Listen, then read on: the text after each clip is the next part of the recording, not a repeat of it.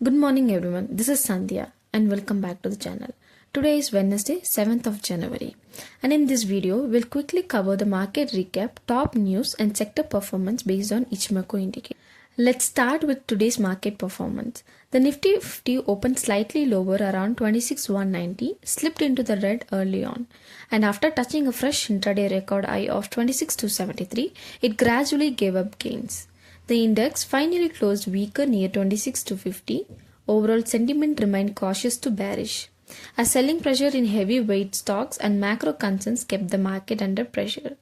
The support seen at 26,200 and 26,100, where the resistance were around 26,350 to 26,400 level. Moving to Bank Nifty, the index opened near 59,960 and initially rallied toward 60,300. However, profit booking and broader market pressure erased most of the gains. By the close, Bank Nifty finished slightly mixed to the marginally lower. The overall tone remained neutral to cautious, with banking stocks showing relative strength but failing to sustain the early movement. The support seen at 59,500 to 59,200 level, wherein resistance 60,500 to 61,000 were the key resistance level. Let's see the sector performance. On the bullish sectors, metal stocks were among the top performance today as the prices of aluminium, copper and silver moved sharply higher. Stocks like Hindalco, Nalco and Hindustan Copper touched new highs. Strong global demand, tight supply conditions driven by infrastructure, EV and renewable energy growth along with a weaker US dollar supported the rally. As a result, the Nifty Metal Index outperformed despite weakness in the broader market. The next one is financials and PSU banks. Financial, especially PSU banks, remained strong as credit growth picked up and several PSU lenders touched record highs. Optimism around earnings, visibility, reforms and attractive valuations continues to drive investor interest in the banking space. And the third one is healthcare and pharma. Healthcare and pharma stocks also saw buying interest supported by defensive demand and selective stock-specific strengths. On the bearish sector sides, we have oil and gas. This sector came under pressure largely due to Reliance Industries, which fell nearly 5%, dragging the entire sector lower. Concerns around weaker crude demand, supply uncertainties, fewer than expected Russian oil imports, and mixed global crude cues weighted on investor sentiment, leading to the sector-wide selling. The second comes the retail. Retail stocks were under pressure as investors reacted to weak updates from key players like Trend, where revenue growth disappointed. Broader market selling and concerns about slowing consumer spending further dumped sentiment across discretionary and retail stocks.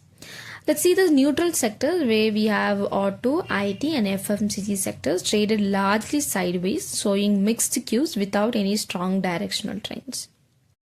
The top gainers of Nifty 50 stocks are Apollo Hospital, ICICI Bank, HDFC Life, Tata Consumer, Sun Pharma, Bajaj Auto, HCL, ONGC, SBI. These are the fewer stocks that I have attached. If you want, you can just pause and have a look. On the top or loser sides, we have Trent, Reliance, ITC, Kotak Mahindra, HDFC Bank, Adani Ports and TMPV.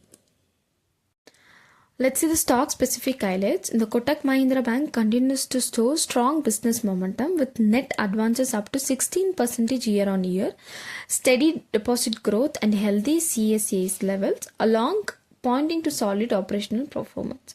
On the ICICI Bank remains resilient, supported by stable loan growth and strong asset quality. The stock is trading near multiple months high, reflecting a growing investor confidence. In the SBI Bank, it's trading near all-time high, backed by a strong loan growth guidance and robust fundamentals, making it one of the key leaders in the banking space. Ahead of Budget 2026, rice exporters are seeking relief from the government to improve competitiveness. The Indian Rice Exporters Federation has asked for tax incentives, a 4% interest subsidy on export credit, and 3% support on road and rail freight costs. They also have requested faster refunds under duty remission schemes and one-time waiver on past export duty demands related to the 20% levy on certain rice varieties. In Q3 FY26, India's banking sector saw healthy credit growth with loans expanding faster than deposits as the full impact of GST rate cuts kicked in and boosted demand.